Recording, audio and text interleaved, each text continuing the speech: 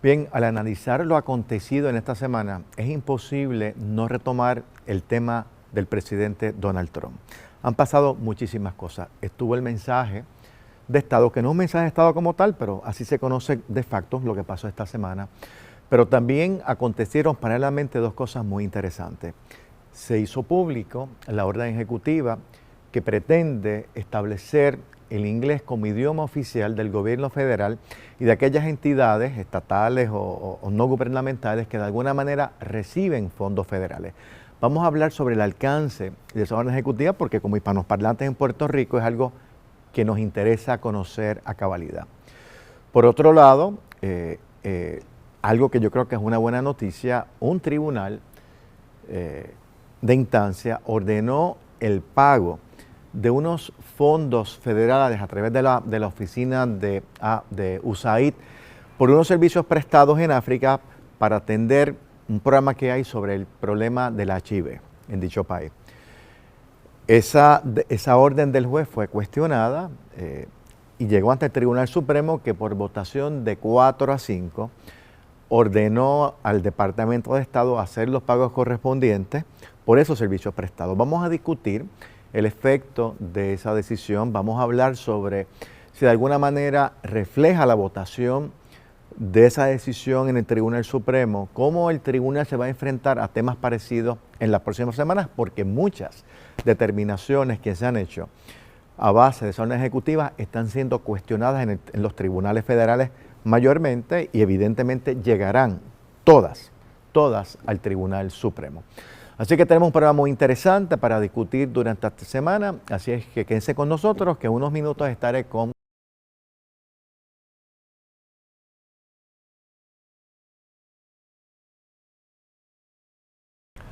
Regresamos a Debate en Derecho y como anticipamos en la introducción, tenemos que continuar hablando sobre las órdenes ejecutivas de Trump, la secuela, las consecuencias de la misma, particularmente una determinación desde el Tribunal Supremo que tiene que ver con una de esas órdenes ejecutivas y las acciones que tomó el Departamento de Estado.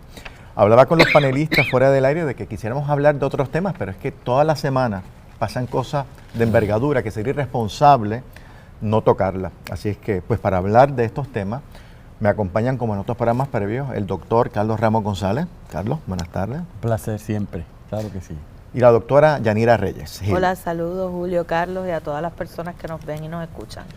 Bueno, yo creo que todas las órdenes ejecutivas y toda la discusión que se ha dado, pleitos que han propiciado, pues dan mucho tema para discutir, pero en Puerto Rico yo creo que nos llamó mucho la atención por razón de que trata de nuestro vernáculo, ¿verdad? Del español y las posibles implicaciones que esa orden ejecutiva que establece o que se dice que establece que el inglés va a ser el idioma oficial de Estados Unidos, yo creo que es bueno discutirlo, pero ponerlo en su justa perspectiva. Y por eso quiero un poco precisar unas cosas. De lo que se trata de esa orden ejecutiva es que el gobierno federal, así como otras entidades a las cuales el gobierno federal provee financiamiento o ayuda, no están obligados, como lo estaban antes en virtud de un memorando que se hizo bajo la administración de Clinton, a proveerle asistencia en otros idiomas, particularmente en español, a personas que fueran a acceder servicios o a pedir información, ya sea en las agencias de gobierno o ya sea en las entidades estatales o las no gubernamentales que de alguna manera recibieran fondos del gobierno federal. Yo creo que eso es importante decirlo. Claro, a pesar de que no es que si alguna persona quiere hablar español o quiere hablar francés, podría hablarlo, pero es decir, no estarían obligados a hacerlo. Y entonces, claro, uno plantea Puerto Rico, bueno, no aplica el gobierno estatal directamente, pero sí en Puerto Rico tenemos una estructura del gobierno federal bastante significativa.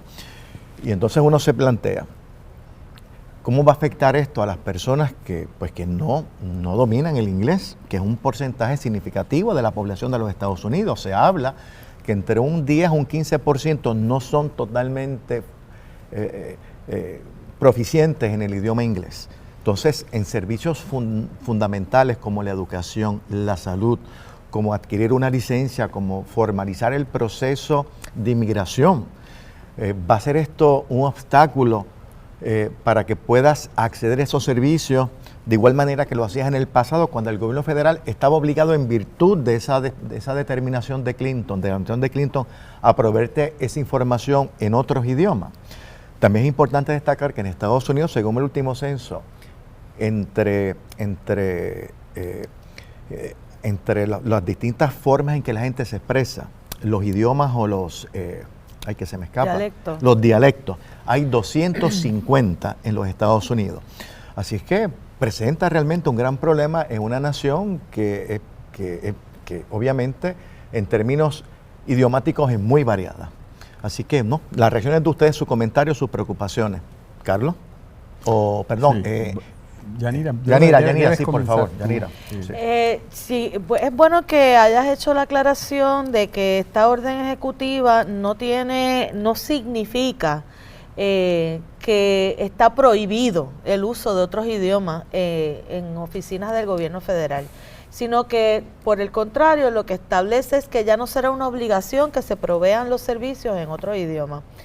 En términos de Puerto Rico, yo creo que a veces la mayor parte de la gente piensa que esas cosas no nos afectan, porque esas son cosas que afectan en los Estados Unidos, pero para toda la gente que nos escucha, imagínense que usted vaya a renovar un pasaporte o a sacar el pasaporte y que todos los formularios estén en inglés y que las personas no lo entiendan, ¿verdad?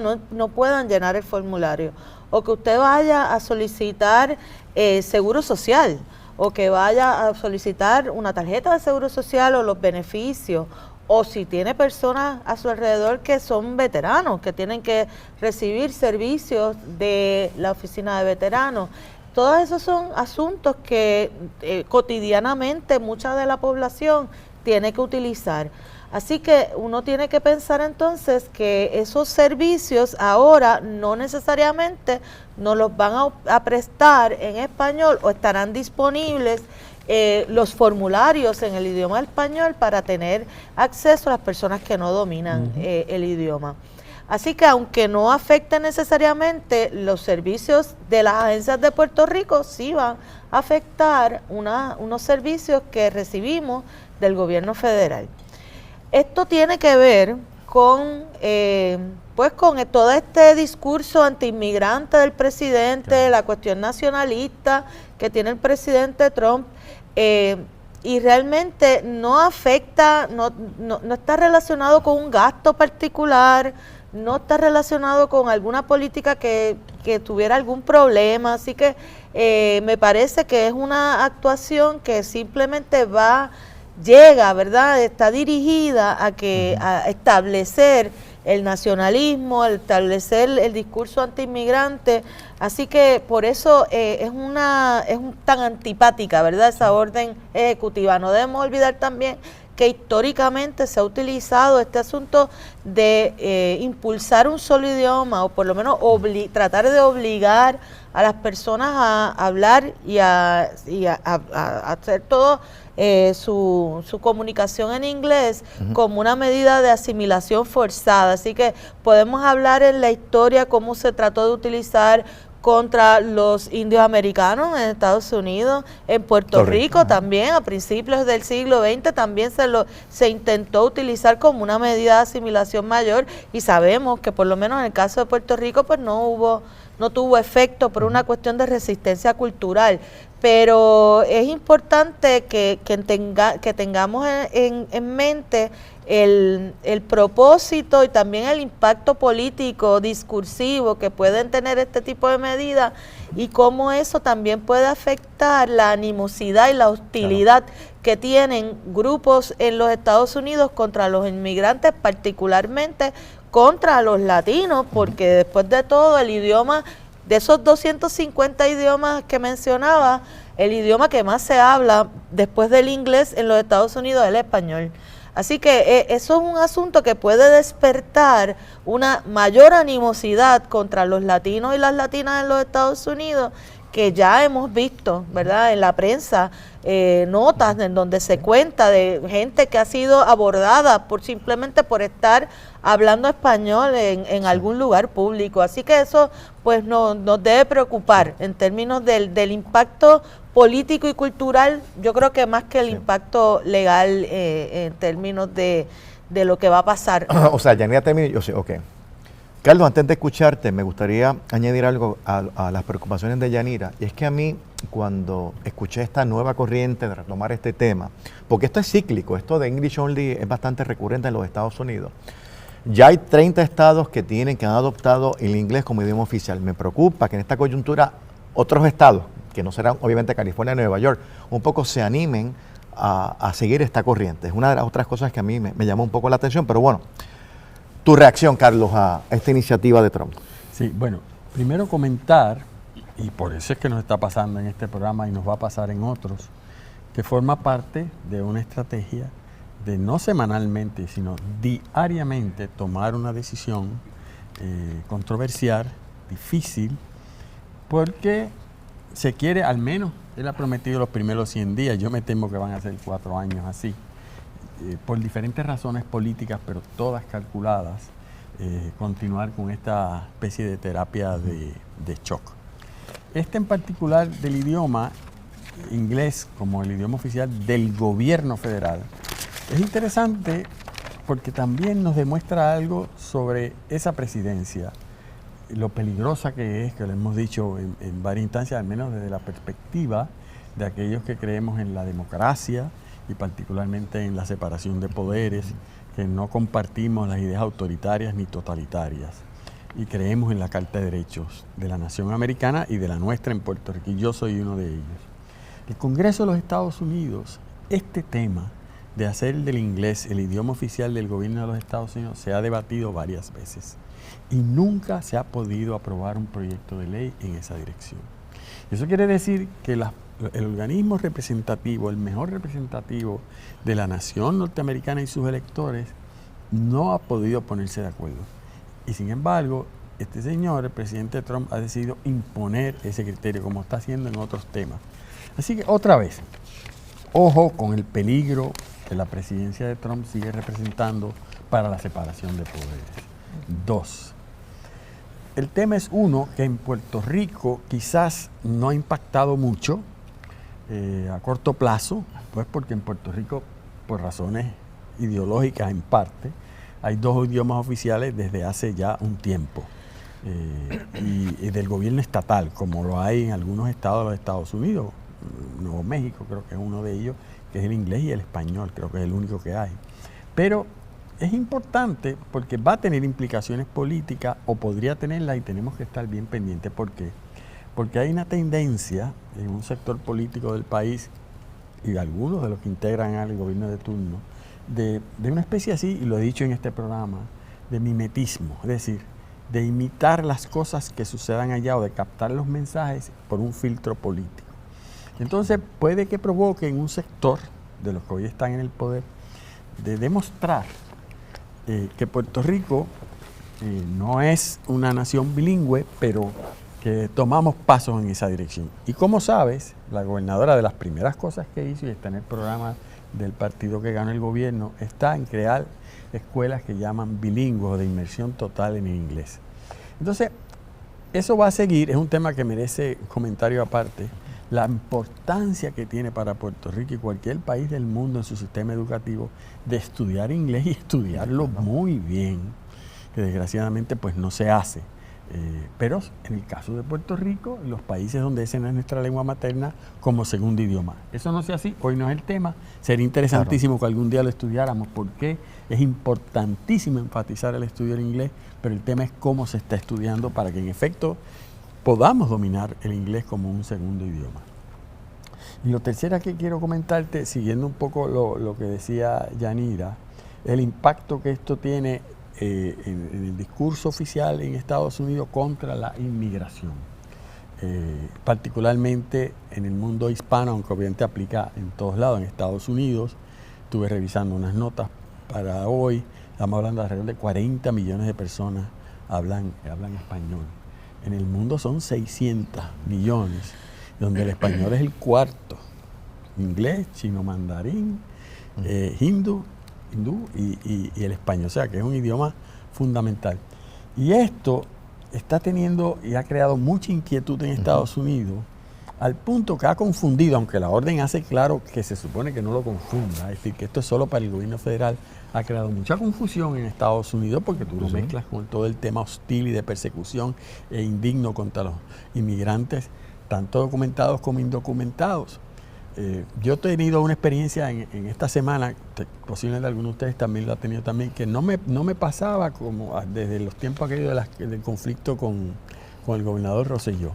Y es que me han llamado 2 medios de comunicación de Estados Unidos, hispanos, radio y televisión, para que les comente esta orden. ¿Y por qué? Algo está pasando en esos estados que, por ejemplo, están recurriendo otra vez a nosotros para explicar un tema no de nosotros, pero un tema en español y bien hablado, para que allá se tenga claro qué se cubre y qué no, porque la preocupación principal es que allá se tenga claro que esto no afecta oficialmente las decisiones que tome cada estado, porque hay esa aprehensión.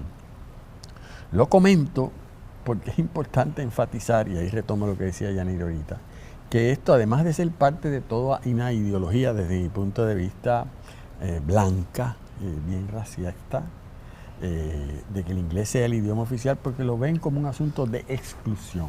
Mira, si tú te examinas las premisas de la orden ejecutiva, son terribles, porque la orden ejecutiva en su exposición de motivos, que a veces es hasta más larga que la propia orden, que es cortita, tiene 3 objetivos bien claritos, parte de 3 premisas. Premisa 1, hay una cultura norteamericana. Premisa 2, esa cultura une a los Estados Unidos. Premisa 3, hay unos valores nacionales detrás de ello. Bueno, ahí está dicho todo. ¿Qué está diciendo eso? Pues los demás tienen que, el llamado melting pot, tienen que unirse. Es decir, ya ha pasado el tiempo. En Estados Unidos ha sido ciclo de valorar la multiculturalidad, el aporte que hacen las diferentes culturas, que es lo que hace más fuerte y rica y única la cultura norteamericana. Porque aunque hay una cultura norteamericana, el tema es cómo la definimos. Y el tema de la cultura americana, a mí me parece, y es una de las grandes aportaciones que se había hecho en el mundo entero, es que se nutre de muchas culturas, sin que se excluya o necesariamente se persiga una, que siempre se han perseguido unas que otras, porque el país sigue siendo uno fundamentalmente racista, estructuralmente racista, por eso es que se prohíbe, que incluso se enseña ahora que eso que yo estoy diciendo es así. O sea que eso, a mí eso me parece pues que es importante que lo recordemos, ¿verdad?, en el contexto cuando hablemos de lo que hay detrás de esto. Y termino con una sola reflexión. Para quizás los que nos estén escuchando y a lo mejor no comparten el criterio de uno, pero que le den pensamiento. Porque a mi juicio está retratado, pero como él está tomando decisiones tan rápidas, pues a veces no vemos los retratos, no los podemos comparar unos con otros. Fíjense que el requisito va a impactar mucho a los inmigrantes. A los inmigrantes porque, como es obvio, y ya se sabe que es así, para usted obtener la ciudadanía americana, tiene que tomar un examen de proficiencia en inglés. Eso lo hacen todos los países del mundo. Porque hay unos elementos básicos que sin duda son cohesión. Lo que pasa es que tampoco se quiere perseguir al que no lo haga. Pero miren qué fascinante. Esta misma semana, o la próxima, el presidente de Estados Unidos anunció lo que llama la Carta Dorada o la Visa Dorada, que quiere invitar a los inmigrantes inversores que tengan más de $5 millones para que vengan a Estados Unidos y se metan en la vía de obtener la residencia legal y la ciudadanía americana. Esa orden no ha salido ejecutiva, pero yo estoy loco por verla. ¿Saben por qué? Porque quiero saber si a esos inmigrantes les va a exigir inglés. Yo quiero saber si a esos inmigrantes que vienen con 5 millones, y la respuesta yo sé cuál es. La respuesta es que no. Exacto, quizás para tomar el examen de ciudadanía los que decidan hacerlo, pero inicialmente para obtener la residencia, ahí no hay preocupación de integrarse a la cultura. Hay la preocupación, que es la que tiene Trump, dinero, porque es un gobierno oligarca para ricos, para blancos, para hombres, y anunciado así, querer regresar a unos tiempos que se añoran porque la nación norteamericana dejó de ser así. Aunque en estos momentos la situación está muy compleja, como sabemos y hemos analizado aquí, por la naturaleza de lo que está sucediendo en Estados Unidos en las últimas décadas. Pues bueno, mencionaste algo de separación de poderes. Es importante retomar ese tema con nuestro segundo tema, porque siempre hemos dicho de los primeros programas de que una orden ejecutiva está sujeta a cuestionamientos judiciales. Pues precisamente ayer o antes de ayer, tomando como punto de referencia el momento en que estamos grabando este programa, el Tribunal Supremo de los Estados Unidos confirmó una determinación de un juez federal de primera instancia que ordenó el pago por unos servicios prestados y que tienen que ser sufragados por el presupuesto de la agencia USAID. USAID, para los amigos y amigas que nos escuchan, esta agencia federal, bueno, que está siendo desmantelada, pero que existe desde hace varias décadas y estaba diseñada para proveer un apoyo humanitario, apoyo económico, apoyo de medicina a otros países. Y muchas veces ese apoyo lo daban pues ciudadanos americanos, empresas norteamericanas, que era un servicio importante pues porque era una ayuda humanitaria, pero que a su vez era una buena cara de presentación en los Estados Unidos, en el resto del mundo. Este caso en particular, Dania, que quiero que lo comentes, tiene que ver con unos servicios que se dieron para bregar con el problema del AIDS en África. Háblanos sobre ese caso. Sí, como bien dice, se trata de unas organizaciones sin fines de lucro que presentan este recurso porque los fondos que ellos recibían para dar servicios relacionados con asuntos de salud fuera de los Estados Unidos fueron congelados por vía de estas órdenes ejecutivas. Presentan este recurso a nivel de un tribunal de distrito federal y el juez determina lo que hemos hablado en otras ocasiones, que es una orden temporera, un TRO, una orden de restricción temporera en la que ordena poner en pausa esa congelación de fondos, pero además ordena el pago, ¿verdad? Pero es importante que entendamos que no es como el memorando que había firmado originalmente Trump, que era una prohibición de fondos que entendíamos que podía tener un efecto prospectivo. Aquí estamos hablando de unos trabajos y unas labores que ya se realizaron. Por esa razón, el juez del Tribunal Federal de Distrito ordena no solamente la paralización de esa orden de Trump, sino que además ordena el pago. Ordena el pago sobre ese asunto, porque había otros asuntos presentados. Entonces, el gobierno, y da una fecha muy corta de 2 semanas para que se emita ese pago. La administración de Trump, curiosamente, no cuestionó los méritos, sino que incluso inicialmente lo único que cuestionó fue el término, el deadline que se le había dado para hacer el pago.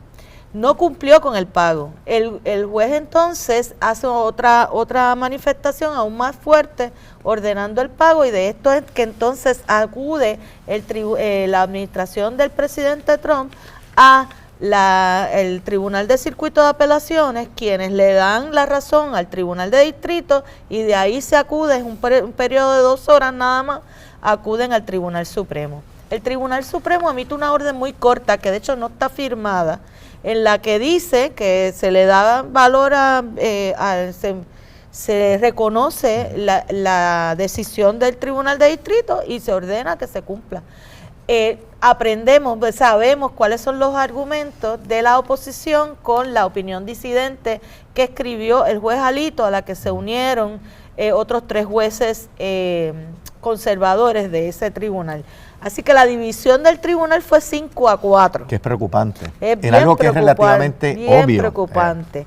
En la mayoritaria se unieron el juez presidente Roberts y la jueza Amy Coney Barrett. Los demás jueces se unieron a la disidente de Alito. Y Alito dice varias cosas en particular que me parece que son importantes en su disidente. Dice que un juez de distrito no puede poner en pausa una medida que afectaría a toda la nación. Dice además Alito que ordenar el pago va por encima de lo que puede hacer un juez de distrito, porque eso ya no sería reversible, porque un TRO es una medida temporera, y que en la medida en que ya se ordena el pago, pues que ya eso no sería temporero porque no sería reversible. Pero además, lo que está detrás de esa opinión disidente es claramente un cuestionamiento hacia el tribunal puede o no entrar en los méritos de una decisión administrativa. Y aquí hay otra cosa interesante que habíamos un poco hablado en otro programa anterior, y es la visión que hay de cuál es la función del tribunal ante las decisiones de la rama ejecutiva. Hemos dicho que parte de los planteamientos de esta nueva visión ejecutiva de Trump y de J.D. Vance, el vicepresidente, es que los tribunales no tienen realmente poder para cuestionar las acciones ejecutivas. Así que yo creo que un poco hay algo detrás, en ese lenguaje uno puede leer algo así. Pero además me gustaría comentar algo bien interesante, y es que una de las cosas básicas en derecho, para beneficio de la gente que nos está escuchando, es que una decisión de un tribunal de menor jerarquía, ¿verdad? La mayor parte de los casos comienzan en un tribunal de menor jerarquía y va subiendo niveles, ¿verdad? Empieza en instancia, después va a apelación y después va al Supremo. La decisión de un tribunal de primera instancia la puede modificar un tribunal superior. No hay otra forma de hacerlo, ¿verdad? A menos que sea que se cambie la ley que fue cuestionada. En este caso, fíjense qué cosa interesante, el vicepresidente de facto, Elon Musk, ha dicho públicamente que como él está en contra de la decisión del tribunal, de ese juez particularmente, de ese juez del Tribunal de Distrito Federal, me parece que es de DC, dijo que está en la lista de lo que él entiende que hay que residenciar, que hay que votarlo. Así que fíjense cómo está erosionándose esto que hablaba Carlos ahorita de la separación de poderes. No solamente que lo que están planteando no es solamente que no tienen poder el tribunal para cuestionar las decisiones del Ejecutivo, sino que además vamos a amenazarlos con destituirlos si se atreven hasta a tomar una decisión en contra de la decisión ejecutiva. Me parece que una mayoría, aunque sea muy pequeña, del Tribunal Supremo validara esa orden del Tribunal de Distrito da un poco al traste, ¿verdad?, con esa idea de que los tribunales no pueden hacer nada o de que los tribunales están a merced de que el Ejecutivo los destituya, ¿verdad?, si no toman decisiones en su favor. Pero realmente da pie para que tomemos esa conversación de nuevo sobre el asunto de la separación de poderes y la capacidad que tienen los tribunales para evaluar la constitucionalidad y la legalidad de las actuaciones del Ejecutivo. No meramente en esta orden ejecutiva, sino en las otras órdenes que van a estar siendo cuestionadas. Carlos. Sí, bueno, lo que pasa es que yo creo que poco a poco va a ir quedando claro, y si no lo veremos, que la presidencia de Trump y el control que él tiene hoy día sobre el Partido Republicano y el sistema de gobierno de los Estados Unidos, los que hoy dominan el gobierno ejecutivo, yo estoy convencido que no creen en la separación de poderes, porque no creer en la separación de poderes es cónsono con los gobiernos autoritarios que hoy hay en el mundo. Si tú te buscas, lo hemos mencionado varias veces, Hungría. Ese es el camino hacia el autoritarismo, empezar justamente con la rama judicial. El gobierno autoritario hoy día de Netanyahu en Israel, recordemos, hace unos meses empezó una crisis con el sistema judicial y el Tribunal Supremo y la posibilidad de quitarle jurisdicción al Tribunal Supremo en unos temas. El gobierno de Nicaragua o el gobierno mismo de Venezuela, que ahora quiere renovar la Constitución, hay que estar muy pendiente. Casi siempre el objetivo principal es la separación de poderes. Porque la separación de poderes, ¿por qué es importante? Que no es una cosa que llegue un día a la otra y ni hoy vamos a hacer la historia. Es evitar la concentración de poder político en una sola de las ramas. Porque con eso se evitan dos cosas. Evitamos el abuso de poder, que se cree que tiene la verdad y la quiere imponer. Y dos, hacemos que el gobierno sea más eficiente. Porque ningún gobierno, por mejores intenciones que tenga, es perfecto. Entonces, un poco la separación de poderes es un elemento a mi juicio, igual que derechos como la libertad de expresión, constitutivos de lo que es la democracia, a mi juicio. No se puede hablar de la democracia, hay muchas clases de democracia, sin hablar de separación de poderes y el ejercicio de derechos fundamentales como es la libertad de expresión. En este caso, ¿qué es lo que ha pasado? Totalmente suscribo el análisis que ha hecho Yanira. ¿Cómo es posible que se intente? En Estados Unidos hay una discusión de muchas décadas de hasta donde un juez de distrito federal puede emitir un injunction o un tirado o lo que sea que tenga un efecto sobre una política nacional de Estados. Y eso es un debate. Pero hasta ahora se ha permitido. Bueno, porque cada juez son artículo 3, son jueces formados con el mismo poder que tienen todos. Y siempre ha habido un debate sobre ese tema. Pero es que aquí, es que el problema es que este gobierno de turno no es el injunction, es para qué es el injunction. Porque si fuese para algo que ellos están totalmente de acuerdo, para realizar un tema relacionado con el aborto y hacerle a las personas más difícil hacerse un aborto, pues ahí creen en cualquier orden nacional de Estados Unidos. Pero hay ciertos temas que no creen. Yo le quiero poner, Julio, si me permite rapidito, sí, cómo no, cara a lo que estaba hablando Yanira ahorita y lo que tú has mencionado. Estamos hablando de mucho dinero. $2 billones es mucho dinero. No mucho dinero en comparación al presupuesto en general, pero son $2 billones que Estados Unidos había destinado para los siguientes programas. Con relación a un país africano como es Nigeria, Ucrania y Georgia, que es una de las ex-repúblicas socialistas, que ya no lo es, para ayudarles a construir, son países inmensos y países en desarrollo, un sistema de irrigación eficiente. Pero ¿cómo alguien puede estar en contra, porque no tiene suficientes recursos, de que la nación más poderosa del mundo, que tiene un dinero separado para ello y que le ayuda para muchísimos otros propósitos, se construye un sistema de irrigación? Y cómo, después que se autoriza, después que se contrata, después que casi a lo mejor se empieza a construir, que lo que falta es el cheque para pagar lo que has empezado, ellos quieren detener todo eso, porque esto no es para que se construya, este es dinero que ya está adjudicado. 2, en el caso de lo que es para Kenia, estamos hablando, Kenia y Uganda, 2 países africanos. Uno de los problemas más serios que tienen los países africanos y el mundo entero es lograr combatir la malaria. Hasta ahora para la malaria lo que hay es unas pastillas que son muy difíciles, muchos de nosotros que hemos visitado esos continentes nos las hemos tomado, es un proceso difícil, es carísima para tomar. Entonces hay una lucha, sobre todo para esos países donde la malaria es bien prevaleciente, por diseñar algo. Y ya por fin se ha encontrado una inyección, por lo menos para los infantes. Pues esto es un proyecto dedicado a seguir ahondando sobre la inyección o los tratamientos que hay para la malaria y la prevención. Entonces, están en contra de que eso se dé. Por último, hay dinero para Vietnam y para Nepal. ¿Para qué? Para equipo médico fundamental en esas 2 naciones. Dinero ya adjudicado, ya casi comprado, que quienes demandan, porque son los que no van a cobrar.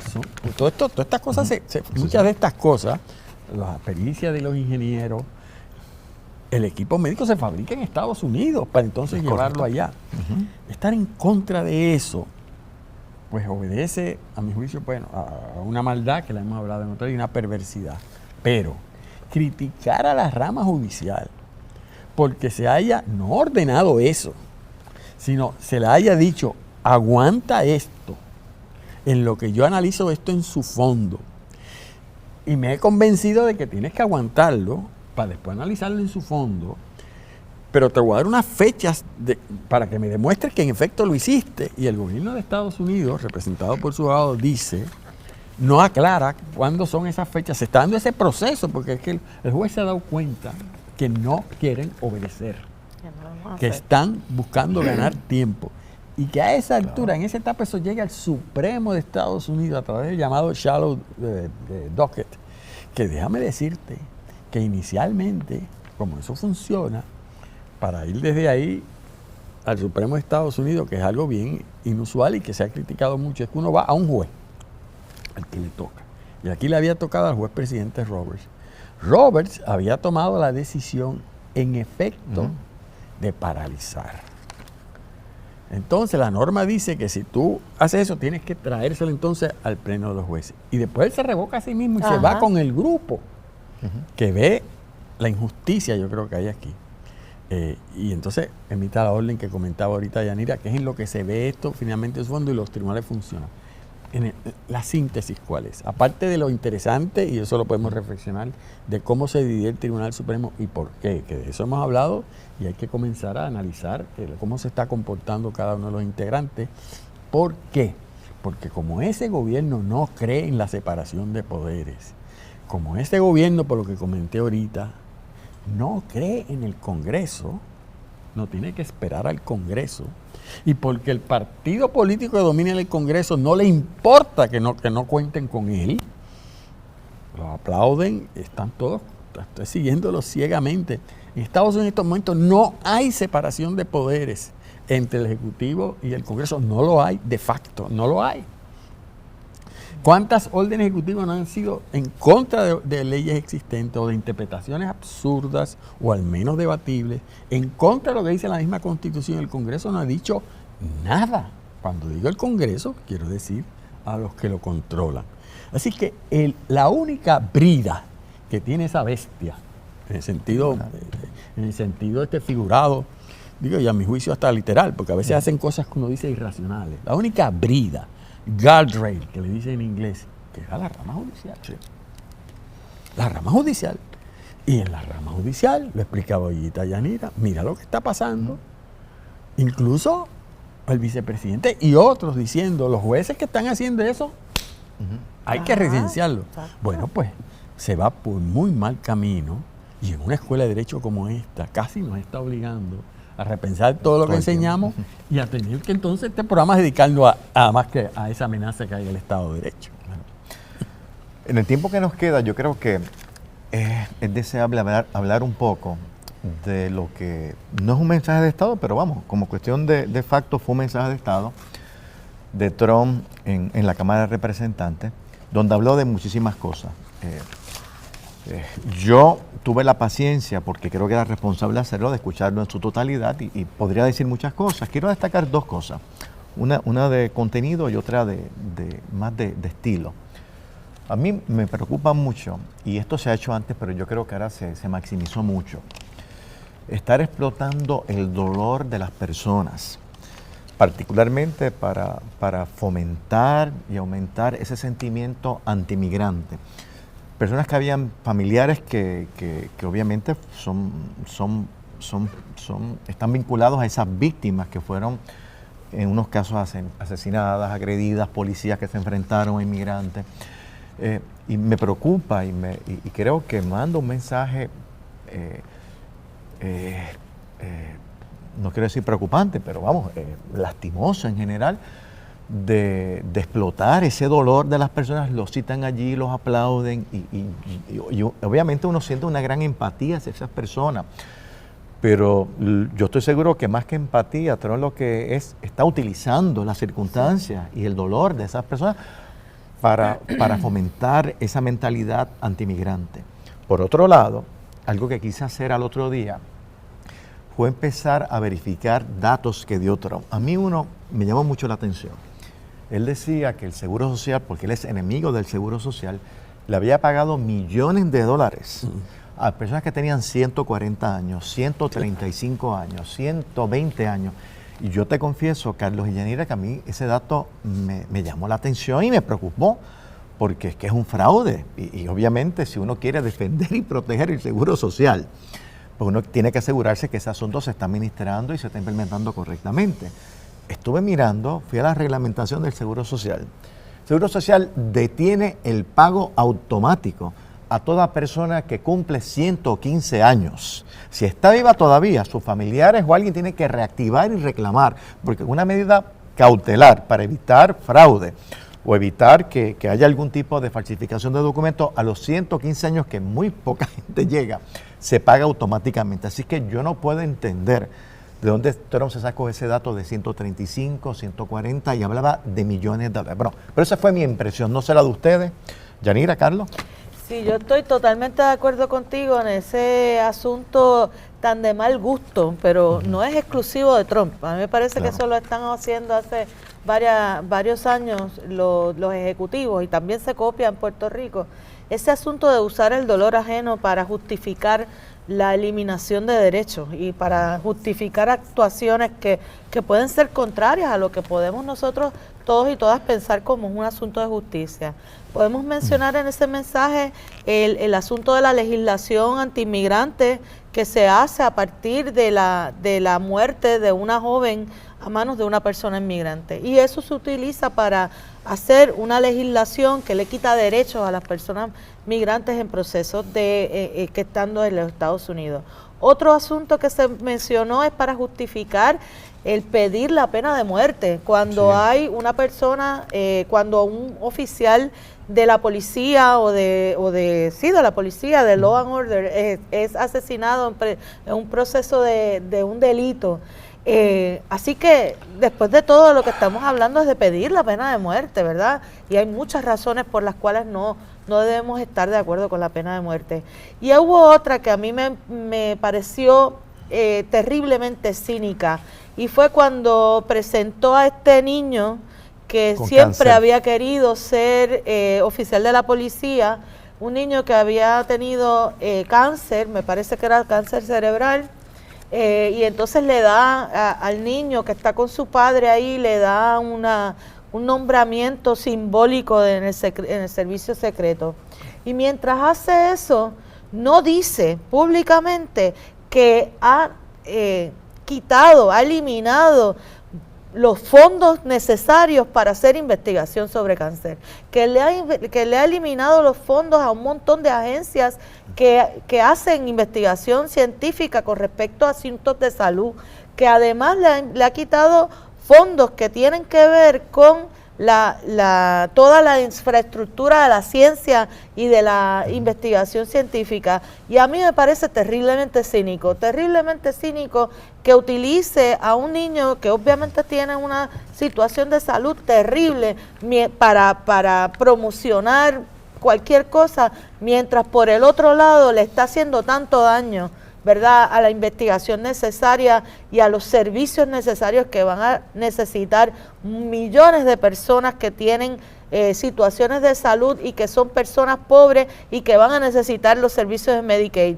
Así que de la misma forma que está utilizando a ese niño para hacer este espectáculo, le está quitando todos los fondos necesarios para ayudar a niños como ese que estaba allí presente para atender su situación de salud o para hacer investigación científica con respecto a eso. Y eso está un poco relacionado a lo que Carlos mencionaba hace un rato, y era el asunto de cuáles son esos, es la cara del caso que hablábamos antes, y es esta tendencia anticiencia también que tiene esta administración, que se está manifestando no solamente en esto, sino que también se manifestó en el mensaje con todo el ataque al asunto ambiental. Así que Trump dice como una victoria, como algo que hay que aplaudirle, que va a hacer medidas en contra de los carros eléctricos, que va a hacer medidas en contra de el control de emisiones y que va a regresar al combustible fósil. O sea, cosas que ya había nuestra humanidad adelantado en términos de conocimiento sobre la protección de nuestro ambiente. Este señor quiere retrasarlo totalmente. Así que este mensaje fue una tortura, verlo. Dicen que es el mensaje más largo en la historia de estos tipos de mensajes. Fue un mensaje lleno de falsedades. Pueden ver en los medios de comunicación diversos recursos que le han hecho un chequeo, ¿verdad?, de los datos que él estaba presentando. Dijo cosas que estaban en algo relacionados con la verdad, pero cosas que eran totalmente mentiras y cosas que eran realmente ridículas y que partían de un desconocimiento o por lo menos de una tergiversación de la verdad. Un ejemplo solamente. Entre la lista de dineros que dijo que se estaba malgastando, mencionó 8 millones de dólares que se daba, que el gobierno federal pagaba para hacer los ratones transgénero. Y a mí eso me estuvo bien gracioso. Así que yo busqué más información sobre eso. Pues resulta que los 8 millones de dólares no era para hacer los ratones transgéneros, era para hacer los ratones transgénicos, que eso quiere decir que tuvieran características parecidas a los humanos y poder hacer investigaciones científicas con ratones.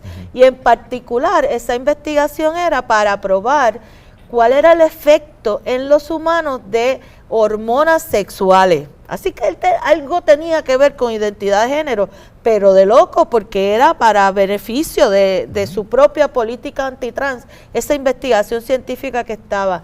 Pero lo que quiero decir con esto es que en muchas ocasiones esos mensajes que él envía son mensajes que tergiversan la verdad, que toman un asunto pequeño que tiene que ver con lo que él está diciendo y lo cambia totalmente para justificar actuaciones que son claramente inconstitucionales y claramente injustas. Y por eso hay que estar chequeando, ¿verdad?, la veracidad de todos esos argumentos y no creerle simplemente por lo que dice, porque en muchas ocasiones esos argumentos no tienen nada que ver con la realidad y son traídos por los pelos y realmente no se justifican. Adelante, Carlos. Sí, bueno, de ese mensaje, que obviamente también tuve la disciplina de verlo, podemos analizar muchas perspectivas. Yo solamente voy a comentar algo para no ser muy repetitivo. La desinformación, la manipulación de la verdad, que es más o menos la posverdad, es un elemento fundamental de los gobiernos autoritarios, ¿verdad? Y si a eso uno le une, particularmente controlándolo a través de las redes. Claro, este mensaje no solo fue por las redes, fue en vivo de todo color, pero fue la repetición de las falsedades y con exactamente la mitad del hemiciclo aplaudiéndolo, como si todo lo que estuviese diciendo era absolutamente la verdad y nada más que la verdad. Se ha calculado que en ese mensaje él dio entre 30 y 50 falsedades o medias falsedades. Y absolutas falsedades han identificado 16. Hace muchos años, un mensaje de un presidente con algo falso era la burla de todos los medios de comunicación en Estados Unidos y con un costo político. ¿Por qué ya no? Bueno, eso obviamente lo tenemos que discutir porque vamos a tener que seguir enfrentando y en programas como este y otros en la conversación interna tenemos que detoxificarnos. Porque, desgraciadamente, hay un sector importante de la nación norteamericana que se está creyendo todas esas falsedades y lo asumen como algo normal. Carlos, hasta peor, ya. Bueno, pues mintió, pero está bien. Es como que ya está legitimado el mentir. Y entonces, para un ejemplo a lo que comentaba Yanira sobre el tema de los ratones, crear como delito federal el asesinato de un policía, como delito federal. A mí personalmente me parece terrible cualquier asesinato de cualquier ser humano. Y si un policía en el cumplimiento de deber, descontando los problemas de abuso o lo que sea, me duele más. Porque yo creo que no hay nadie que arriesgue todos los días más su vida que un policía. Y los que hemos conocido personalmente, amistades afectivas y de todo tipo, sabemos que dan la vida. Yo descuento eso. Yo no debato la necesidad que hay de mejorar la vida de los policías. Pero ¿cómo un individuo que le ha dado clemencia ejecutiva a miles de personas, incluyendo cientos que trataron de asesinar o le hicieron daño a policía cuando trataron de dar el golpe de Estado aquel 6 de enero, murió un policía, puede ahora de momento decir que tiene sensibilidad y decirlo con todo el performance que él hace? Por eso es lo que yo digo, es pura manipulación. Y termino con lo siguiente. Hay dos asuntos dentro de lo que él dijo que no tanto tienen que ver con el mensaje, sino con el mensajero, es decir, que estamos ahora. Y es lo siguiente. A mí me sigue, al punto que estoy bien preocupado, me sigue conmoviendo, no el mensaje, el odio que el presidente de los Estados Unidos, a través de sus expresiones y su grupo y todas sus acciones ejecutivas, sigue destilando contra la comunidad LGTB+, ¿ok? y particularmente con los trans. Odio. No es meramente que esté diciendo que hay un debate, que la ciencia opine esto, no. Es el odio. Eso es terrible, porque atenta contra la dignidad humana. Y voy a ser de abogado del diablo, si se quiere así, del diablo, bueno, voy a ser de abogado del diablo. Quizás ya se había logrado tanto, y alguien pueda decir, de los que, por ejemplo, no esté de acuerdo conmigo, o que por razones religiosas tengo otra perspectiva del mundo. Bueno, es que fueron décadas de estarlos protegiendo, de estar... pero miren, vamos a suponer por un segundo que su perspectiva sea distinta a la mía. Hago esta pregunta en voz alta para que se la piensen. ¿En qué se perjudicaba la humanidad, dejando al lado los criterios religiosos, con proteger a un grupo de personas con las cuales su sexualidad usted no está de acuerdo? ¿En qué se perjudicaba usted? Hay una diferencia entre un gobierno que envíe mensajes de solidaridad con grupos vulnerables a un gobierno que envía mensajes de odio. Eso no pasaba en la nación norteamericana hasta los tiempos de antes, incluso con la guerra civil, de los tiempos de racismo que ha sido rampante durante la década, bueno, nunca acababa, hasta que en los 60 se detuvo eso. Eso no pasaba desde los mensajes de odio contra los masones, contra las mujeres, tratándolas como si fueran a menos. No es lo mismo que usted pueda estar en desacuerdo con la solidaridad que se exprese con algunos sectores de la población, o que usted no crea en la diversidad que hay en la sexualidad humana. Allá usted, yo creo que usted está equivocado. Pero una cosa es que un gobierno manifieste solidaridad y otra es que impulse el odio. Eso lo he dicho varias veces aquí porque es algo que me sigue conmoviendo. Y lo segundo, el mismo odio hacia los inmigrantes. Pero eso es uno detrás del otro. No hacia los inmigrantes con o sin documentos, no. Recuerden lo que les dije de la Carta Dorada. Contra los inmigrantes pobres e hispanos. Porque no hay en el fondo ninguna solidaridad con que el fentanilo, que lo que pasa es que hay que hacer lo otro. En el fondo lo que hay es una cuestión racial y de desprecio, ¿ok?, hacia los hispanos y hacia los pobres, en un gobierno claramente que lo que cree es para ricos y de los ricos. Yo invito a que se piense sobre eso. Y bueno, uno tiene que reconocer que hay gente que piensa distinto a uno. De hecho, ahora mismo hay un % grande de la nación americana que cree que piensa distinto. Digo que crea que piensa distinto porque eso, el problema es complejo desde un punto de vista sociológico. Porque a veces uno se pregunta, lo hemos discutido antes, ¿cómo puede alguien, incluso afrodescendiente o hispano, decir, bueno, apoyo a ese señor? Bueno, porque el fenómeno es bien complejo. Y entonces usted piensa que la verdad que está viendo no es cierta, que la verdad es otra. Bueno, esas cosas son para discutirlas de una perspectiva sociológica más amplia, pero es muy complejo el tema. Bueno, el tiempo pasó volando. Yo creo que hicimos lo que pudimos, porque son muchos temas que transcurrieron esta semana. Yo me pregunto si la semana que viene Trump nos va a dar tanto taller como esta semana. Yo quisiera hablar cosas de Puerto Rico, pero realmente estas cosas tienen una trascendencia mundial que sería irresponsable no tocarlas. Yo creo que era nuestra obligación y vamos a ver qué nos depara la semana que viene, si es tan interesante como esta semana. Así que nos vemos la semana que viene en su programa Debate en Derecho, como siempre, hablando claro y diciendo la verdad. Será hasta entonces.